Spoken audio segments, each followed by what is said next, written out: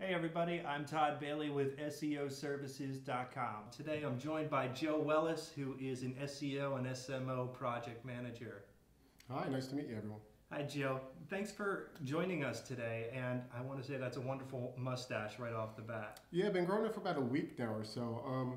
There's a special promotion that's going on by Movember Foundation for prostate cancer. So we see Matt Cutts was actually growing one as well. So a team of us here actually decided to take on the same initiative. That looks quite well. And I also must say, Francesco Gambino behind the camera also sporting a wonderful Clark Gable mustache. That being said, what you're here to talk about really is about social media, SMO, and why use social media? There's a couple different reasons, but one of the big ones is it's really inexpensive.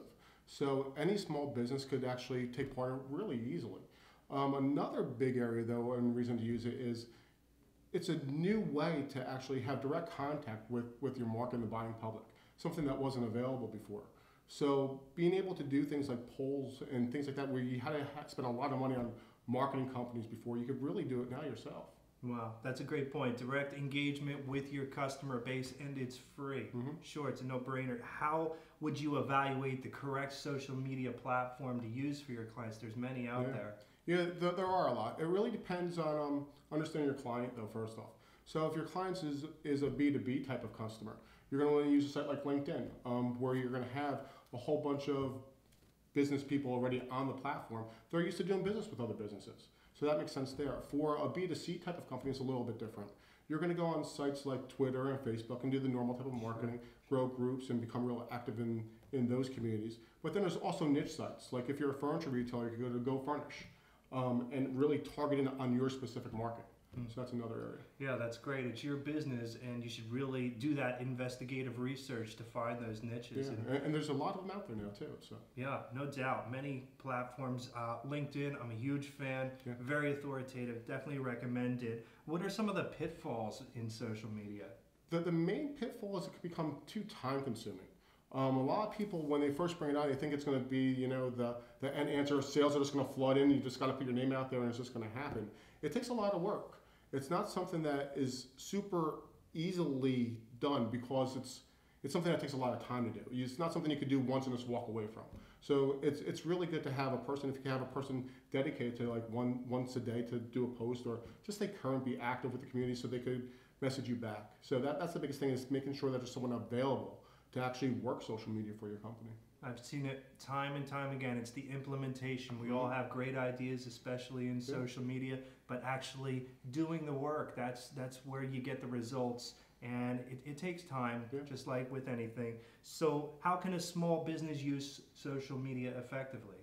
It really depends on the type of business. If you're a small retailer, if you're a brick and mortar, you could go on like Foursquare and run promotions and different things like that, where someone's driving by and you're a sub shop or something like that. You could put a promotion on there and they know, hey, you're offering free soda and free fries with a sandwich today. They're going to stop in because you're offering a deal.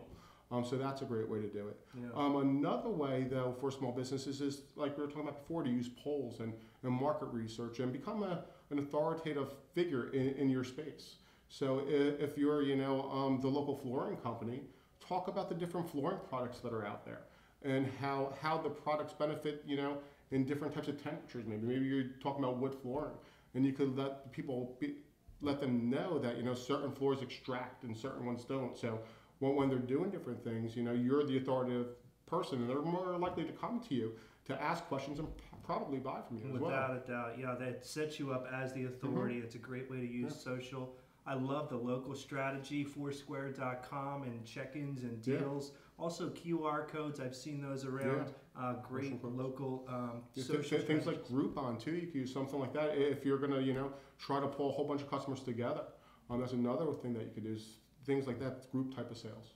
Wonderful. Many businesses ask how to grow their following.